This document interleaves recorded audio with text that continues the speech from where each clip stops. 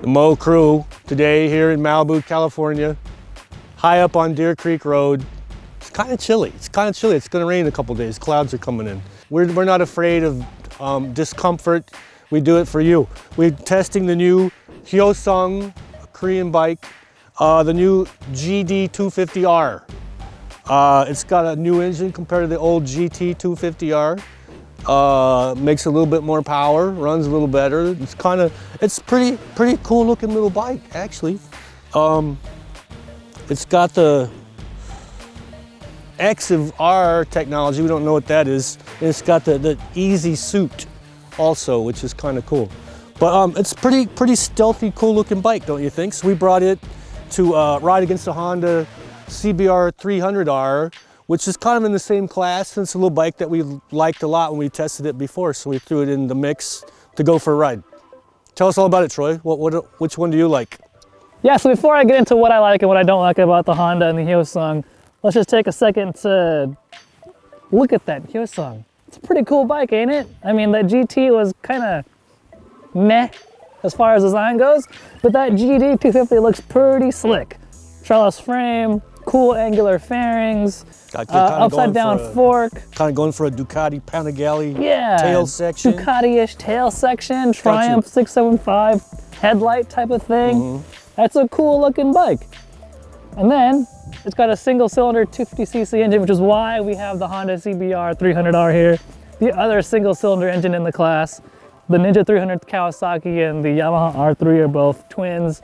Kind of outclasses both of these bikes. So these two make a fine comparison. Honda here, 286cc single, 250 for the Hyosung. Yeah, Honda here, 4,500 bucks, 5,000 for ABS, which this particular bike has, and 4,100 for the Hyosung. 4,100 for the Hyosung. It's about 900 bucks less, but there's no ABS on here. No ABS on the Hyosung. No. So here's what you get with the Honda. You get typical Honda quality. The fit and finish is top notch on the CBR, just like it is on all Hondas. And what I mean by that, I mean like the clutch lever, there's no slop. The shifter, there's no slop. Everything just works the way it should. I hop on that Hyosung and like the shift lever is so wobbly. The shift lever on the bottom takes a lot of play to move around. The fit and finish isn't quite the same on the Hyosung as it is on the Honda. But that doesn't mean there aren't things about the Hyosung that I don't like. There are some good qualities of that Hyosung. I mean, it steers really quick. It's pretty agile. And it's, you know, fun to ride around on twisty roads like this. But those are my quick thoughts about both bikes. What do you think, John? I think the Hyosung's a lot better than the last one we had, a lot better than the GT. Absolutely. It's not quite as polished as a Honda. Yeah, everything on the Honda works great, but if you've never ridden a Honda, if you're not as coddled and spoiled as some people, it's really close, you know. I think Hyosung maybe just doesn't have the test crew that Honda does, and they come close, but some stuff just isn't quite there. The brake actually has pretty good power when you need to slow down, but it doesn't quite have the feel of the Honda brake. But if you've never ridden, you wouldn't notice the difference. You'd get used to it, I think.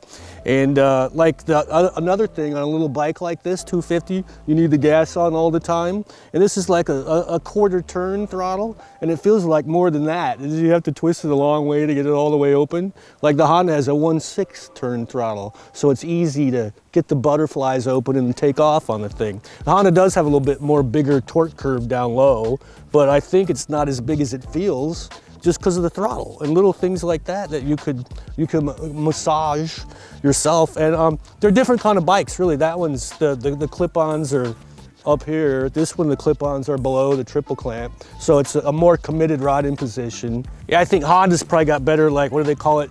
Noise, vibration, harshness, people. That thing's really sounds pretty good. There's a few resonances now and then.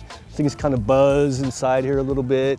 Just little bitty things like that, you know. It's a little bit more rough edge, but for 4,100 instead of 45, when we look back at the motorcycles we rode as kids, it's 10 times better than anything we used to have, you know. I don't know. For me, the Honda here has a bigger engine and thereby has more power than that Hyosung. Yeah. That's obvious when you're riding the two of them back to back, especially when you get on the freeway. Being 286cc for the Honda and 250 for the Hyosung, neither of them are going to be speed demons. But that little extra poop on the Honda here does make it a little bit nicer on the freeway. It does have a little bit more poop. Yep. It goes a little bit better. But 80 miles an hour on this Honda is about like 8,500 RPM. Yeah.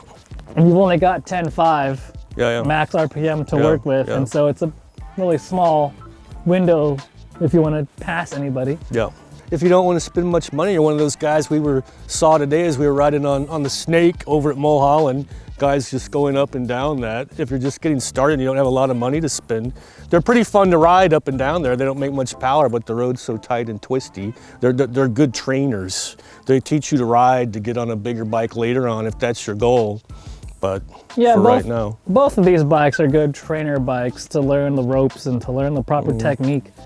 But I mean, these two look really different, right? I mean, that Hyosung looks very sporty and very aggressive, and if that's your thing, if you like that committed sport bike position, hey, maybe you can overlook some of that stuff, and that cheaper price tag will appeal to you. If you're more into the commuter lifestyle, more of an upright position, comfy seat, less buzz, and don't mind paying a few extra bucks, maybe this Honda's gonna do it for you. For me personally, I would save up the cash, go for the Honda, but if your heartstrings are tugging for the Hyosung, can't argue with that cheaper price tag. This one's really sporty and a little bit rough around the edges. The Honda, you can't go wrong with that thing. It's a nice little motorcycle for all purposes. This one's pretty sporty though. It goes around corners pretty good. The suspension, it's a big step in the right direction for Hyosung, but by the time they make the step, everybody else has stepped up here a little bit, but it's still a good little bike. I like it.